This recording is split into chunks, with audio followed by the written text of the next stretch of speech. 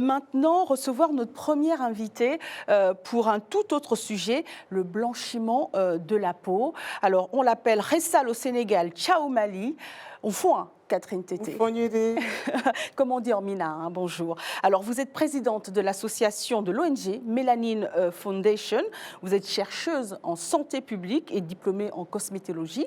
Et vous luttez activement contre une pratique très répandue sur le continent, la dépigmentation volontaire de la peau. Encore une fois, au Foan, Catherine Tété, comme on dit en mina.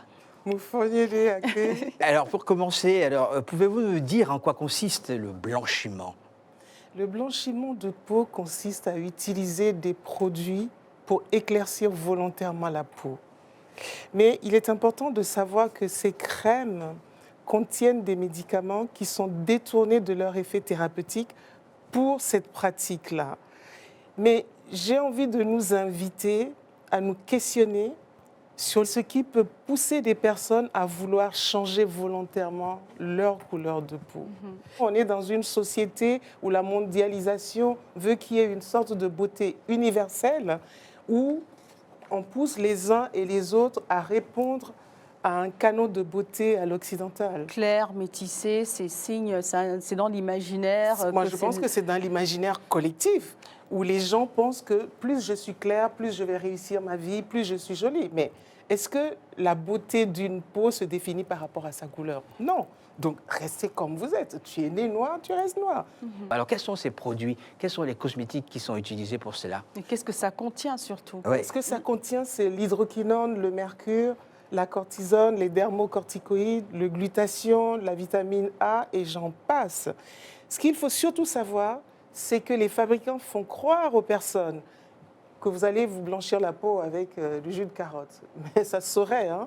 Donc, ils cachent ces principes actifs dans les produits, ils ne l'indiquent pas. Et quand bien ils indiquent, ils vont vous dire 2% d'hydroquinone, alors qu'il y a plus de 60% d'hydroquinone qui est interdite. Donc, il y a une publicité mensongère. Et on dit qu'il faut quand même rappeler que l'hydroquinone est interdite en Europe, par Absolument. exemple, Bien sûr.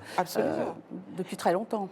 Justement, quelles sont les conséquences sur la santé de ces produits? Les conséquences sur la santé, c'est que d'abord, il y a un effet rebond. Donc, vous allez avoir des taches qui vont apparaître, les vergetures irréversibles qui ne vont pas partir.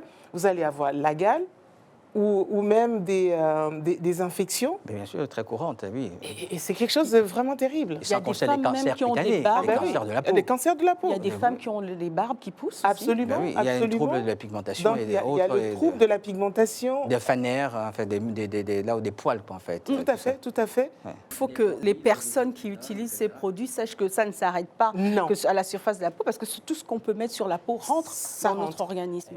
Et ça va même très loin. Les femmes enceintes continuent à utiliser ces produits et même parfois Les mettre sur leurs enfants. bébé après la naissance.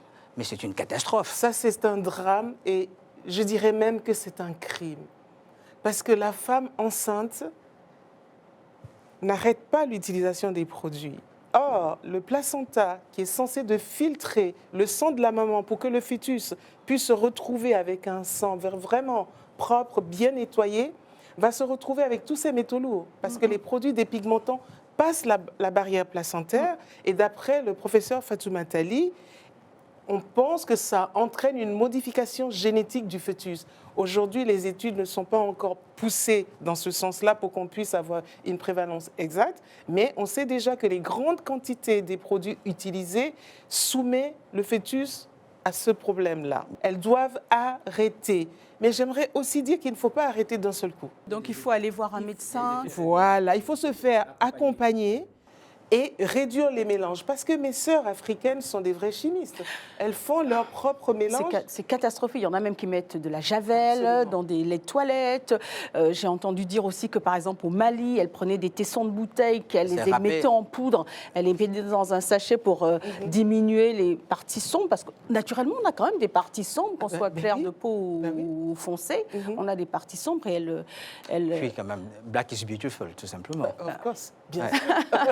Bien sûr, bien sûr. Et j'aimerais dire aux gens, moi je vais avoir 63 ans cette année. Ça se voit pas du tout. Je ne me suis jamais blanchi la peau et les Européennes nous envient ça. En tant qu'esthéticienne, à partir de 25-30 ans sur la peau caucasienne, c'est une panique à bord. Il faut trouver des solutions. Mais nous, Ma mère a plus de 70 ans, elle n'a pas Voilà, une ride. nous avons une très belle peau qui ne vieillit pas. Notre couleur de peau, c'est notre identité.